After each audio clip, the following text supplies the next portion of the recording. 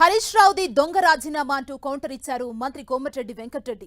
హరీష్ రావు సవాల్ను స్వీకరిస్తామన్న ఆయన ఆగస్టు 15 లోపు రైతు రుణమాఫీ చేస్తామన్నారు. జూన్ 5 తర్వాత బీఆర్ఎస్ ఉండదని విమర్శలు చేశారు. ప్రజలకిచ్చిన హామీలను 100% అమలు చేస్తామంటున్న కోమటిరెడ్డి వెంకటరెడ్డితో మా ప్రతినిధి Pratap face to face. Parliament ఎన్నికల సందర్భంగా అధికార కాంగ్రెస్ ప్రతిపక్ష బీఆర్ఎస్ల మధ్య మాటలు తూటాలు వేరుతున్నాయి. ఒకవైపు అధికార పక్షం నుంచి సవాల్ ఎదురవుతుంటే ప్రతిపక్షం నుంచి కూడా మాజీ మంత్రి హరీష్ రావు కూడా సవాల్ విసురుతున్నారు. ముఖ్యంగా సీఎం రేవంత్ రెడ్డిని రాజీనామా చేయాలంటూ కూడా ఈరోజు గన్ పార్క్ వద్ద కూడా వచ్చిన పరిస్థితి అవుతుంది. దీనికి సంబంధించి పూర్తిగా ఓవరాల్గా స్పందించేందుకు మంత్రి కోమటిరెడ్డి వెంకటరెడ్డి మనతో ఉన్నారు. కోమటిరెడ్డి వెంకటరెడ్డితో మనం మాట్లాడాలి. సార్ చెప్పండి, మీ ప్రభుత్వం పైన కూడా తీవ్రమైన విమర్శలు చేస్తున్నారు ప్రతిపక్షం నుంచి కూడా. ముఖ్యంగా 6 గ్యారెంటీలు కానీ రుణమాఫీ, ముఖ్యంగా రైతు రుణమాఫీకి సంబంధించి కూడా ఆరోపణలు ఎదుర్కొన్నారు. హరీష్ రావు రాజీనామా చేయడానికైనా సిద్ధంగా ఉన్నానని సవాల్ విసురుతున్నారు. ఆయనని చూస్తే చాలా జాలేస్తున్నది. పాపం హరీష్ రావుని చూస్తుంటే అధికారం పోయేసరికి ఆయన పేరు హరీష్ రావు కాదు, ఇప్పుడు అవులేష్ రావు అని అయిపోయింది. నిజంగా జాలి అనిపిస్తుంది ఆయన చూస్తే. ఆయన ఏందో అది అవుట్డేటెడ్ పార్టీ, అవుట్ అయిన పార్టీ. ఆ పార్టీనే లేదు ఇప్పుడు తెలంగాణలో. ఇంకా జూన్ 4వ తారీఖు 5వ తారీఖు తర్వాత ఎవడు ఉన్నాడు, పార్టీ ఉండదు. పార్టీ ఆఫీస్ కూడా తాళం వేసుకుంటారు. వాళ్ళ పార్టీ కోసం ఈ ల్యాండ్ మేమే, ఇంకా పార్టీ 11 ఎకరాలు ఒక్కొక్క అది కూడా తీసేసుకుంటాం వాపసు. పార్టీ లేదు, బొంద లేదు. ఆయన చూస్తే జాలేస్తున్నది. ఆగస్టు 15 రుణమాఫీ చేస్తా అన్నాం. వచ్చినవి అమరవీరుల స్తూపం ఇవాళ గ్యాంప్కి వచ్చినది. తెలంగాణ దొంగ దీక్షలు చేసి నువ్వు పెట్రోల్ పోసుకొని అగ్గిపెట్ట దొరకక యాక్షన్ చేసి 1100 మంది పిల్లల్ని ప్రాణాలు తీసి దళితుని ముఖ్యమంత్రి చేసి దొంగ అబద్ధాలు ఆడి ముఖ్యమంత్రి ఆడిండు. మేము 6 గ్యారంటీలలో 5 అమలు చేసినాం. ఇంకా ఎలక్షన్ కోడ్ రాకపోదా, లేకపోతే నువ్వు చేసిన 7 లక్షల కోట్ల నేషనల్ బ్యాంకులకు వెళ్ళి 11-12% ఇంట్రెస్ట్ తీసుకొచ్చి దోషిపెట్టి కమిషన్ల కోసం 1,00,000 కోట్ల కాళేశ్వరం 3 ఏళ్ళకే కూలబోగొట్టి ఇరిగేషన్ మినిస్టర్ ఈయన పాత్ర ఉన్నది.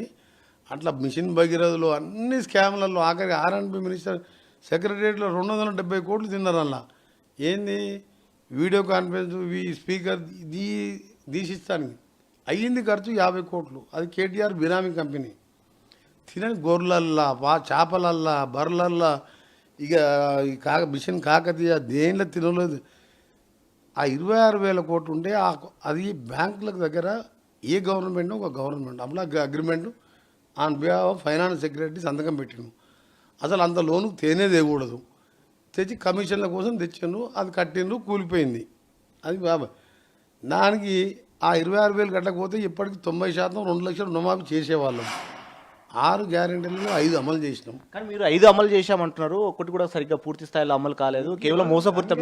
మీరు బాండ్ల పేపర్లు ఇచ్చారు, మళ్ళీ ఇప్పుడు దేవుళ్ళ పైన ఒట్లు పెట్టు కొత్త డ్రామాలు తెరదీస్తారని. ఎందుకు అవలేసి రావంటున్నా నేను. 40 కోట్ల మంది మహిళలు బస్సుల్లో తిరిగినా లేదా 40 కోట్ల మందిలో పోయి ఒకసారి మహిళలు ఏదైనా గ్రామంలో పోయి మీరు బస్సులో టికెట్ తీసుకుంటారో అడుగు, లేదు అని చెప్తారు. ఎవరైనా టికెట్ తీసుకుంటారు అడగమని.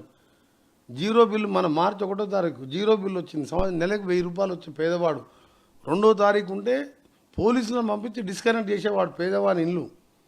గ్యాస్ సిలిండరు 1200 పెంచితే మోడీ ఈయన ఇద్దరు కలిసి ఆయన పెంచుని ఈయన ట్యాక్సులు వేస్తే దాన్ని 500కి ఇచ్చినాం. ఇవన్నీ ఒకసారి పోయి ప్రజలను అడగమని చెప్పారు. ఇవాళ ఇందిరమ్మ ఇంటికి మేము శంకుస్థాపన చేసినాం. కాన్సెన్సీ 3,500 ఇండ్లు భద్రాచలం ఇన్ఛార్జ్ మినిస్టర్గా నేను కూడా సీఎం గారితో వెళ్ళాం. ఇవన్నీ చూసుకుంటే కూడా కళ్ళు చెవులు లేనికైతే ఏమన్నా చెప్పొచ్చు. కళ్ళు చెవులు ఉన్న ఈ గుడ్డో వీళ్ళకు మనుషులకు ఏం చెప్పాలంటే అన్నీ అమలు చేస్తారు. మనకు మళ్ళీసారి 9 సీట్లు కూడా రావు. ఈ పార్లమెంట్లో 1 సీటు వస్తలేదు. వస్తే ఒక మెదక్లో డిపాజిట్ వస్తుందో ఏమో. మొత్తం అయితే సీటు గెలుస్తలేము. దాని తర్వాత ఎమ్మెల్యేలు కూడా ఎవరు ఉండరు. ఇప్పటికే క్యాడర్ వెళ్ళిపోయింది. 70% మున్సిపల్ చైర్మన్లు, డీసీసీ చైర్మన్లు, జెడ్పీ చైర్మన్ వెళ్ళిపోయినారు.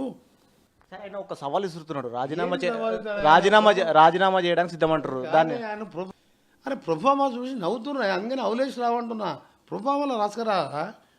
లేకపోతే నీకు అంత భయం అయితే మీ ఓనర్ ఉండగా పార్టీ ఓనర్ ఇలా పోయి మళ్ళీ భువనగిరి అక్కడక్కడ తిరిగి ఫామ్ హౌస్లో పండుకున్నాడు. ఆడికెళ్ళి మళ్ళీ పోతాడు.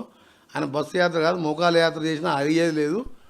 ఆయనతో ఒక మాట చెప్పి రుణమాఫీ చేపిస్తే మా ఎమ్మెల్యేతో హరీష్ రావుతో రాజీనామా చేపిస్తాని అలా ఓనర్ కేసీఆర్ చెప్తే సరిపోతుంది. మరి పెను మార్పులు వస్తాయి అంటున్నారు రాజకీయంగా. 7-8 సీట్లు గెలిస్తే పెను మార్పులు నిజంగా వచ్చే అవకాశం ఉందా? ఆయన టీం మెంబర్గా మేమందరం బాధ్యత తీసుకుంటున్నాం. ఆగస్టు 15 రుణమాఫీ చేస్తున్నాం. ఆయన ఒక్క సీటు మెదక్లో డిపాజిట్ రావచ్చు, డిపాజిట్ వస్తానికే కొట్లాడతామని కింద మీద పడి వచ్చిన అడావుడి 20 మంది తీసుకొని దొంగ రాజీనామా పత్రం ఇచ్చిండు. అది చూసి తెలంగాణ మొత్తం నవ్వుకుంటున్నాం. అందుకనే ఆయన చూస్తే జాలేస్తుంది.